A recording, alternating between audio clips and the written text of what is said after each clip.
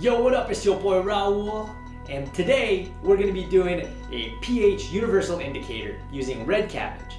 Big ups to my friend Carrie Ellen for all your help. Now, you're going to need some red cabbage and the help of an adult. Now, what are we going to do with pH, and what is pH? Well, water that you drink is neutral, and that floats around 7. And the basic stuff is more towards 14, and then acidic stuff is at a 1. Now, what's basic stuff? Well, typically that's your cleaning products, like bleach, or your acidic stuff like lemons, vinegar. That is on the acidic side of it. All right, stay tuned, grab your lab coats. Just kidding. You don't need a lab coat. But you will need an adult's help, and please do not eat the experiment. Once we've mixed the solutions, it's not good to eat it. If you want to reuse the cabbage, you can see about recipes to make sauerkraut, maybe some kimchi or something like that. Up to you. Talk to an adult about it though. So, once we've made our universal pH indicator, what we'll do to confirm that it works is we're going to mix a few different solutions with it, and we'll see the color change. Yeah, that's right. You're going to see color changes just by boiling some cabbage. Once we've established all of our different solutions and their pHs, and we know which ones are acidic and basic, we're gonna get a straw and some water, and we're gonna blow bubbles into it. Why are we gonna blow bubbles into it? Well, when we breathe, we're actually exhaling CO2. That is carbon dioxide.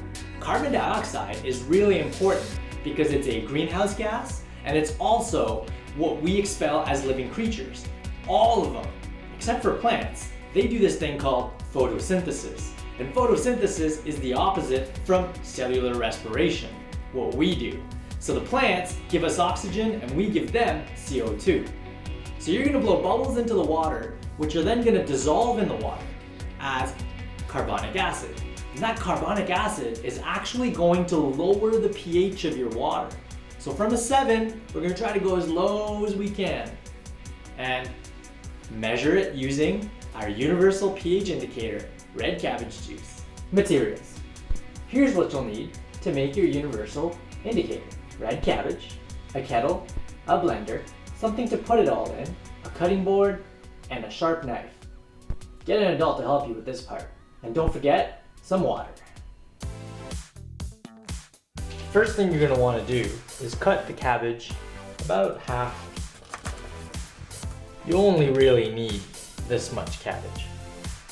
We're not gonna do too much more than that. So this part, you can put it back into the fridge, and we'll use this part to do what we need to do. The first thing you're gonna need to do is chop up your cabbage. So I've already started here. You only need about 1/4 of the cabbage. The other part, you can put back into the fridge. Now that I've chopped up all my cabbage, I'm gonna put this inside the blender, just like that.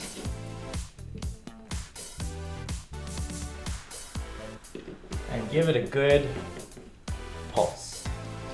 You want this to be as disintegrated as possible, because then when you mix it with water, it'll just make the process faster. All right, time to pulse. All right, now that we've gotten this nice and disintegrated into little bits, we'll turn our blender off, open it up. See, just like that. And we're gonna put it into our beaker or, a glass. What we're gonna do is set this kettle to boil.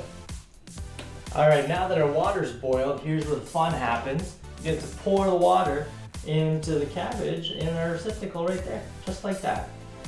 And you just wanna let that sit for about 20 minutes.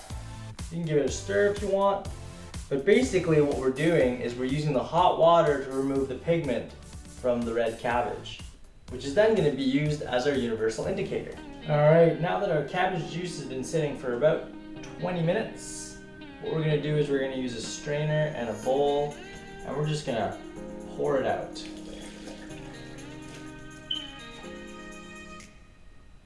Just like that. Now you can do this with a cheesecloth, a tea towel, or anything you'd like, really.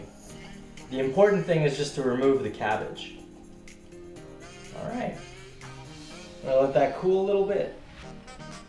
All right, now that our cabbage juice is cooled down, I've put it back into this beaker into your glass. You'll see it's super dark. We don't need so much and super concentrated. So stay tuned now. Our next step is going to be to dilute this so we can have a few different examples of it, and we're going to throw a few different things in and check what the pHs are. All right, everybody, so I've got my solution of red cabbage concentrate here. That's 100 milliliters. I'm going to pour it into a bigger container, and then I'm going to add 500 milliliters of water. There you go, just to dilute it. So the water, you'll see, is already changing the color a little bit. It's made it a little more bluish green. It's just showing us that this is going to be our neutral color. This is going to be our pH 7. All right, so over here, I've got some baking soda water solution. Over here, I've got some bleach.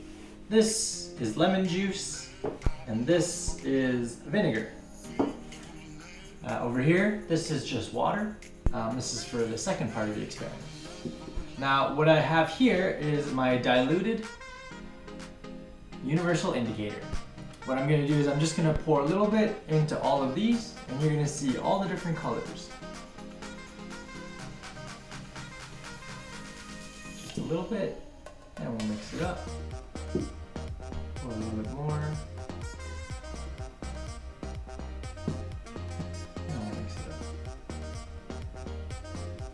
Nice.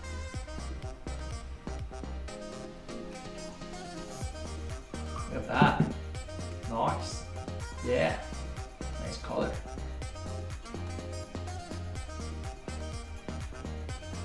And look at that. Anyone expect that color? So, what we've got over here is our bleach solution, which is very basic. And you can see that color coming out here. This is our baking soda mix. You can see it's closer to the blue color that we have, where it's just neutral, which is our 7. And then over here we've got our lemon juice, which is a little bit pink.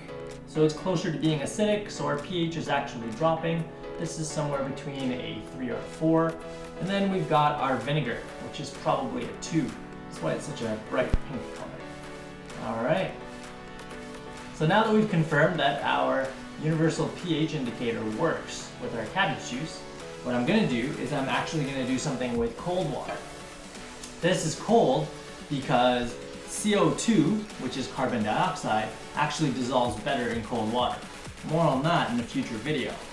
And this cold water is, just a little bit colder than your tap. I just put it in the fridge for a little bit of time. Still got my diluted cabbage juice right here. I'm gonna pour some of this into the water. So just like this one, you can see we're sitting with a neutral color, which is 7. So what makes the red cabbage actually a universal pH indicator?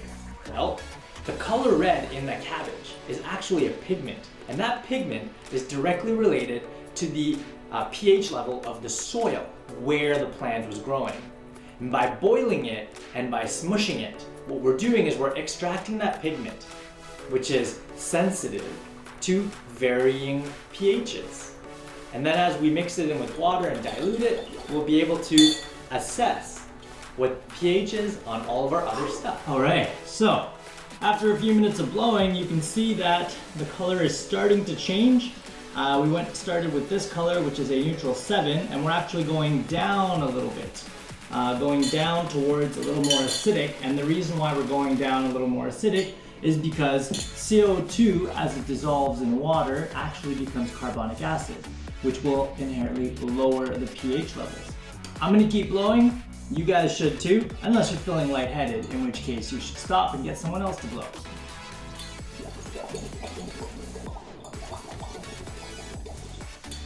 Well, I don't know if you can see that, but we're starting to get a little bit of a reddish color, a little pinkish, which is good because we're going away from the yellow, which is basic. So we're basic, which is closer to the 13, 14, 12 scale. This is 7. This is probably a 6. maybe a 5, and then we're sitting here with a 4 or a 3, and then down here with our 2.